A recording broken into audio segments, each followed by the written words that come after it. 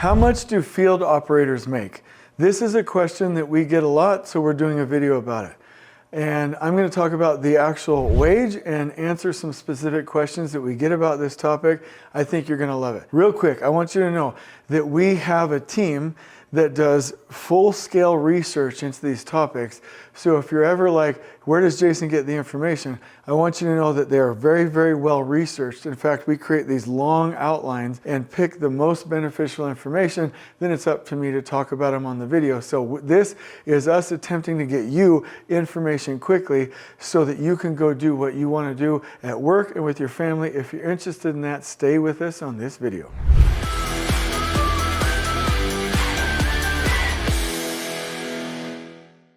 Okay, so here's the deal. Some operators are pulling 60 bucks an hour. I actually had a conversation with an operator that's pulling 65, 85 on the west coast of the United States with great union benefits. These wages are phenomenal. And then if you go down and you're talking about like crane operators at docks, like it's just astronomical. In Arizona, equipment operators, you can expect them to be making anywhere between $28 and $45 an hour, right? And so there's a difference between like central United States and the coast, union, non-union, right? There are differences there. But I would say non-union, not coastal, you're, like I said, you're looking at anywhere between 28 and 45 bucks an hour. You go on the higher range. On the union side, you're looking at, anywhere from 35 to 60. You get on the coast, I've even seen it all the way up to 85. So this is actually a great job to be a part of. It's almost like becoming a pilot or a helicopter pilot or becoming a boat captain. Like, you've got to get in with the right people, you got to practice, you got to do your time, you got to get the right training. You are responsible for a lot of lives.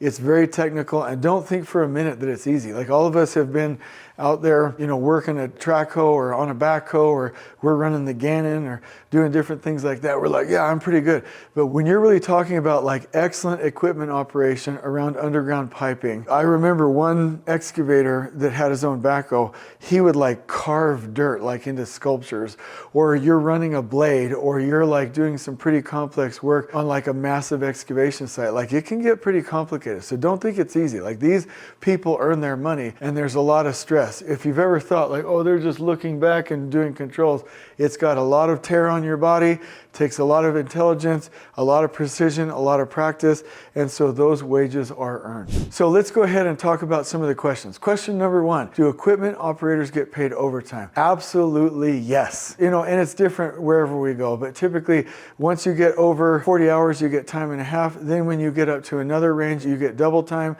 That does change from union to non-union, so check out your individual circumstances.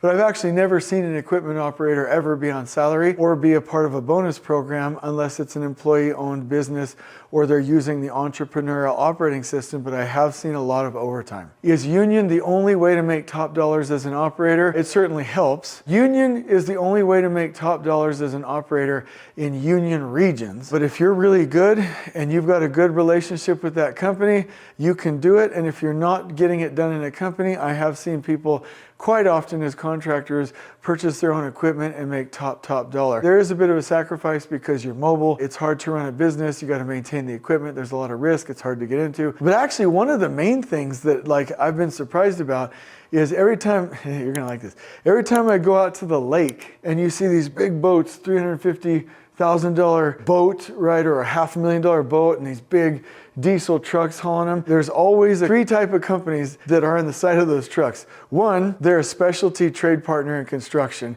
Two, they're like a restoration specialist or they own a mechanic shop. And three, they own their own equipment. They have a trucking service. They purchased their first pump and expanded a pumping service. They've done it with water trucks or hauling dumpsters or whatever. Basically, they got into this equipment operation field, got their first piece of equipment paid off and expanded the company from there. And I know it's a funny way to explain it, but I go out there and I'm like, oh man, I wish I had a rig like that. I'm a consultant. I got my Ford F-150 with a $20,000, 2,000 year boat, meaning it was made in the year 2000. And I'm like, maybe I ought to open up my own shop, you know. So they make some good money. No, so unions aren't the only place, but it is easier when you're in the union. How much does an operator make in comparison with a supervisor? Well, if you don't want to be a supervisor, it's pretty much a non-issue. It's not really even a question. Operators make so much that it is really hard. I see a lot of carpenters and laborers and industry craft people coming into supervision. Don't see a lot of operators because they're doing what they love and they make a lot of money. And what kind of certifications bump up the pay? Any certification with that equipment. Like if you were certified forklift operator on the blade, on the track hoe, whatever training is required for the equipment, next. There's a big difference between an operator that can do one thing and an operator that can successfully do all of them. Now, as a human, usually you're going to be best at one thing, but being versatile will definitely increase your pay. So I love it. And I love operating equipment. I don't know that I'm good enough. In fact, just a quick silly story. I grew up on a case with the old controls, and I would control them like this. And then when they went to the 2-stick control, I had to cross my arms, and I was operating. I looked so silly and so funny, but it kept my brain wired. And I was like, this is not easy. I was pretty good on a backhoe, really good on a Gannon, and really good on an excavator and a Mini X. But when you start to get on a blade, you start to get on other types of equipment, like it's a whole other story. It's pretty crazy. So got a lot of respect. Hopefully this video helped you, and on we go.